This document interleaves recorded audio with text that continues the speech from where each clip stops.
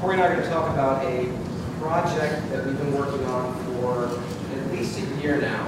I think it's going on 2 years now that you see in front of you, and the sample will be just up here on the screen. We're going to talk about where this thing came from, the challenges in producing it, what it means to us, what we think it means for South Carolina, the responses, the reaction to it, and where we hope this thing leads. With the overriding theme being this question: what counts as journalism? Because what we did is we produced a comic book about a journalistic subject that Corey is eminently qualified to talk about, me much less so, but I have made a sort of side career of writing nonfiction comic books. So Corey and I teamed up for a comic book, aka a graphic novel, about South Carolina's unlikeliest political candidate, a guy you might recall from 2 years ago named Alvin Greene. And the product is this little book right here that we self-published to begin with, and then it was acquired by a publisher in North Carolina called McFarland. And we both argue that that this counts as journalism. And the question, the sort of sub-question we want to ask is, if this counts as journalism, what else counts as journalism? What doesn't? So the sort of fundamental question we want to explore is the definition, the very definition of journalism. Yeah, if you guys don't remember the story, Alvin Greene was, first of all, nobody in the political class in South Carolina had heard the name Alvin Greene before March 2010. On March 10th, 2010, Alvin Greene drove from his home in Manning, where he was unemployed. He'd been kicked out of the Army. He was living with his father, who was a 32-year-old. And he showed up to the Democratic Party headquarters with a check for $10,440. And he asked the Democratic Party chairwoman at the time, her name was Carol Fowler, he said, "I want to run for the U.S. Senate against Jim DeMint." And he was a little odd. He is a socially awkward character. And the party chairwoman is looking at this $10,000 check from a man who told her that he was unemployed, and she said, "Well, I've never heard of you before. What makes you want to run against Jim DeMint?" Jim DeMint at the time was right-wing member of Congress. He was he's a hero of the Tea Party movement, which was on the rise in American politics. And he had something like $3.54 million in his campaign account, and a whole bunch of political action committees that could spend ungodly amounts of money to defeat whoever the Democratic primary candidate, so Democratic nominee would have been. So Alvin Greene shows up out of the blue, out of nowhere, with his check for $10,000, and says he wants to run, and says that he decided that he wanted to run when he was serving the country in Korea, South Korea. Well, the party is not in the business of saying, deciding who can file for candidacy or can't. And so at first they looked at the check and said, well, it's a personal check. You can't file as a personal check, because honestly, the party really didn't want this guy to run. He wasn't an oddball. He wasn't going to win. They didn't know who he was. And the Democratic establishment had already kind of picked their cookie-cutter Democratic candidate at that site. It was a guy named Vic Rawls from Charleston. Now, he campaigned all over the state. He got support from all the big Democrats in the state. And he didn't know a guy named Alvin Greene had filed. The party eventually did take Alvin Greene's check. And Alvin Greene went home and he never campaigned at all. Only tangible evidence I ever found of him campaigning, if you will, was putting up one flyer in a barbershop in Manning, which is a small town where he lived. Nobody had heard about him. Nobody knew he was campaigning, except for one day when I was covering the race, covering the actual Democratic candidate who was campaigning. His campaign aide pulled me aside and said, have you checked out our Democratic opponent? And I said, oh, I didn't know you had one. He said, well, we haven't really been publicizing it. He's a ghost. He hasn't been doing anything. He's living in his father's basement in Manning, and he spent $10,000 to run. We think a Republican set him up. You ought to look into that. And I said, well, that's interesting. And I told my editor about this back here at Columbia at Free Times. And the editor said, that just sounds kind of odd. I don't know. What do you think happened here? South Carolina has a history of dirty politics. And part of that history is, in the 90s, a Republican GOP consultant paid an unemployed black fisherman $900 to get into the race for lieutenant governor, a congressional race, to scare white voters to the polls. So they can essentially say, hey, there's a black guy in this race. You know, do you want him to win? And the white voters in the low country would run to the polls and say, oh no. And it might have worked. Well, that guy got prosecuted for that. And it is a crime in South Carolina now to pay somebody to run for office. So I called this Alvin Greene guy, I found his phone number and called him up and said, hey, I know this is an awkward question, but you paid all this money to run, you're not campaigning, no one's heard of you before, I have to ask, and somebody, I felt bad asking him, I said, did somebody set you up, man? Did somebody give you money to run? He said, no, I don't know. I did it myself. And I said, well, are you campaigning at all? Yeah, campaign's going great. Campaign's going great. I said, well, where have you been? Oh, I've been around. You got any events coming up? No. You had any events? Well, I've had some events, yeah. People come to him? People have been, he was just a really odd character. They ended up driving an hour or so out to his place. There's no campaign sign in front of his house or anything. Interviewed some people in town, didn't even know this guy had filed. So I wrote a story. The story came out 3 times in May, about a month before the election. And the headline was, a phantom candidate for U.S. Senate, unemployed Army vet drops $10K, doesn't campaign. You know, what's going on here? And I kind of laid out some questions. Did he get set up? How does this, who is he? Where's he coming from? And the other reporters in the state kind of laughed at it. They were like, wow, God, 3 times to write about anything. If there's some, you know, crazy third, because the Alternative Weekly has a history and tradition of writing kind of crazy, wacky stories about politics. We covered the Green Party candidate, one of the big newspapers. So. And so it was kind of looked down upon, like, oh, yeah, they're just, trying to be funny here. And kind of, no one picked up on the story. I didn't forget about it, but I didn't really follow up on it until election day came around.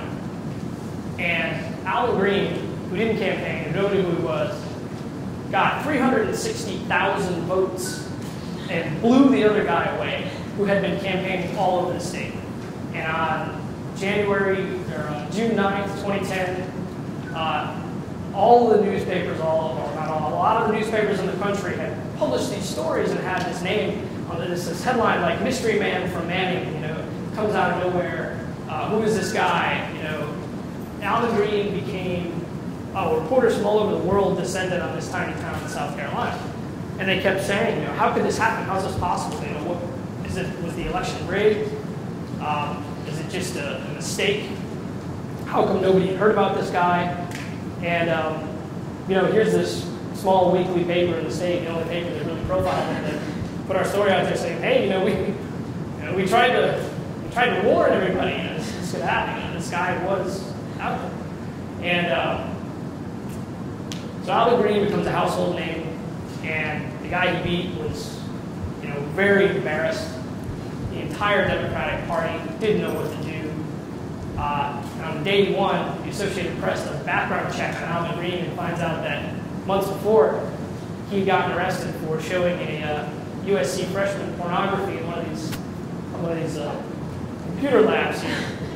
So you got an unemployed Army veteran who had been kicked out of the Army, who was living with his father in the countryside, who didn't campaign, and is facing federal pornography charges, now nominated to run against one of the most prominent U.S. senators in the United States. And summer of 2010, Alvin Greene was the most covered politician in the United States of America, according to the Pew Center for Excellence in Journalism. So I covered it every day. I would be out there on the campaign trail, it seemed like. And everybody kind of knew he was going to lose. Well, actually, we didn't know he was going to lose the election. It couldn't have been anything was possible at this point. But it became the most covered race. It was at a weird time in American politics where there was this thing called the Tea Party that sprung up. And afterwards, when it was all over, Alvin Greene got slaughtered by Jim DeWitt. And my friend David asked to come back from Afghanistan. We were bar one night, and he said, I was telling him this whole story, and of course he heard about it. And he said, well, you thought about writing a book about this? I said, yeah, I had. He said, well, I've thought about writing a graphic novel about it. And David has done this in the past. He's written a few great graphic novels about war correspondent. And so we decided to team up one boozy night in the wig. Well, one of the things that always struck me was just how it was an endless circus, because everything that could go wrong in this campaign went wrong every single time. He had a group of advisors that kind of swooped in and thought they were going to somehow turn him into a real candidate. And I think we're going to show a video of him if we can, just so you get a sense of how awkward this person really is. You can't carry on a conversation with him at all. And so he'd be doing these national interviews, saying whatever came to his mind. Go ahead and keep talking. Sure, a British journalist asked him what his plan for jobs would be. And he said his plan for economic development would be that somebody could go out and make toy dolls of Alvin Greene. And they would just sell all over the world. It would create all these jobs. And he said he was dead serious. And then, so he had these advisors come in. One was an intellectual property attorney in South Carolina. And the guy's brother was a famous mathematician who was living in Austria. They teamed up with this third-party candidate in California who had made headlines in the 90s for suing the CIA for allowing crack cocaine in her neighborhood. So you get these like odd characters kind of surrounding him and trying to keep him in line, but then he'd fire them one day and they'd hire them back on the next day. They'd send out a press release saying we're no longer on Alvin Greene's campaign, and the next day, okay, we're back on, all questions have to go through us. And then one day out of the blue, this random woman shows up at Alvin Greene's house with her suitcase packed and says, I'm moving in, and I'm going to help you campaign. And he let her in, and he let her advise him. And she was an absolute disaster. She would attack reporters, and she'd tell them to do all these crazy things they'd do. They'd crash these Democratic Party events. This is Dottie you're talking about, right? Is that Dottie? Yeah, that's her. And still nobody knows where she came from, who she is. I haven't heard from her since. And it got so bad the Democratic Party they'd start taking the words Democratic off their events if they heard Alvin Greene might be there. And so it was a real black eye for the state, for the Democratic Party, and no one really knew, no one could control this person, and he was getting really upset the Democrats because in a state where Democrats really they're a non-issue in South Carolina anyway, but this guy was getting more press than any of their candidates in the state, and it really annoyed a lot of people. There were really few parts where we didn't really know what happened. We weren't there. We didn't have a source that told us this happened or that happened. But 90% of it was like that. So we dramatized it a little bit. For instance, and we also condensed a lot of things. For instance, one thing I always bring up is that in the Free Times newsroom, there are no televisions. But if you read the book, I'll come into the newsroom, or somebody will be at the newsroom desk, and there will be a television in the background kind of setting the stage of what's going on. And what I would do then is find an interview with Alvin, or find a news clip of an anchor talking about him, and I'd take the quote from that, put it on the television, say this is Bill O'Reilly from Fox News saying this at this date, and send the clip to the artist. She'd watch the clip and then write it, put the words on there. So that's how we handled that. Right, to get the visual look, and also as a process of fact-checking for the artist, she had visual references. So not only could she on her own Google the contents of the script to pull up the faces of people who are named in the script, or locations, or whatever, buildings even, we sent stuff like that to her ourselves. So she had sort of a body of research to draw on that sort of surrounded the actual the written words in the script. We face an uphill climb convincing people this is a work of journalism. So now I want to sort of turn the question around and maybe draw you guys into this conversation and ask what makes journalism journalism. So boil it down to its most basic elements. What has to be there for it to be journalism? And the flip side is what disqualifies something from being journalism. journalism? Anybody, please. Yes, ma'am. Factual. What does that mean? That it shares information that's true. And like y'all said, you tried so hard to not add things, to the best of your ability that we're expanding it so much where it became like an exaggerated form of the story. It's sharing, I guess, like the details of the things that are known. So, to what extent do drawings count as information? I'm so I think drawings can certainly count as information. Pictures share a great deal, and the drawing depicts. I mean, you said that it was based on facts. Based on the research that she did herself and the research that y'all provided to her. It was I say like a drawing of a factual place or person is no less sharing information than a story or to describe the person or place. Okay, but Alvin Greene doesn't actually look like that. That's not actually an image of Alvin Greene. Not, really. It's a caricature. Yes. It's a representation. Yeah. So how far can you stray from the actual thing before it stops being journalism?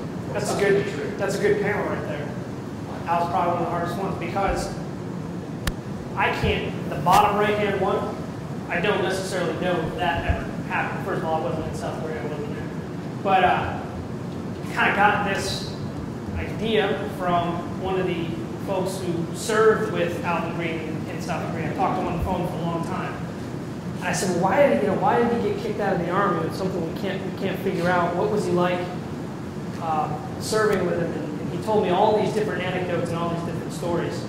And one of the things he said is, he was just never there. We have formation.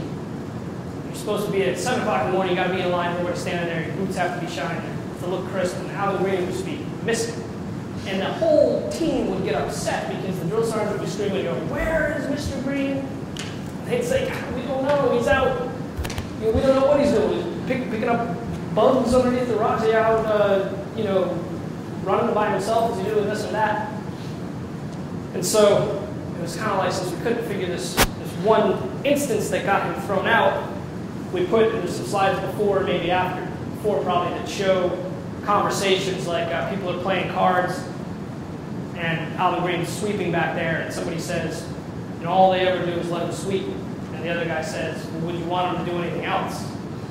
And so then, this panel comes in, and there's I think the one before it, they're all in line, Alvin Greene's missing. They say, where is he? One of the guys that I spoke to says, we don't know where he is, we don't know where he comes from. And the next scene is just, him out doing something where he's not supposed to be, and the drill sergeant is saying, all right, you're out of here. Now, I think taken as a whole, it is an accurate portrayal of the campaign of what happened. Yes, ma'am. So essentially, you knew that this thing was being blown out of, you knew this book was going to get attention. No, we didn't know that. My goal was always to avoid being embarrassed. But even the people that read it, that were like friends and whatnot, like that kind of thing, they'd still be like, you're like pushing right there at that point where you can still defend yourself. But in your defense, you're saying like, oh, what is truth? What is like reality? Like, what is, so you're kind of making a mockery of society in itself through this book, right? No, I'm just asking us to take a moment of philosophical rumination and look at that blurry line between fiction and nonfiction. You even hear the questions, the way we've learned what journalism is. That's what we've been taught, and it's nice to see somebody coming out there and being real, and just being like, I'm saying it's journalism because I'm saying it's journalism, and to me it's the truth. So, well, as journalists, there are millions, or have been millions of us throughout history, and in the production of untold billions and billions and billions of stories, we have produced a set of rules that you don't really find written down anywhere, but we all know them. How society is going to react to that. So in doing something like this, because that's what the norm is, that's what the standard is, that's how it goes. Right. Those rules are few and cursory and bendable, and they're useful, especially when they apply strongly, as they do in print journalism. They're useful in producing something that functions for a particular reason. Journalism is good for influencing policy, No, I right? And it's really especially good when it abides by the rules that we've all sort of agreed upon after hundreds of years of journalism.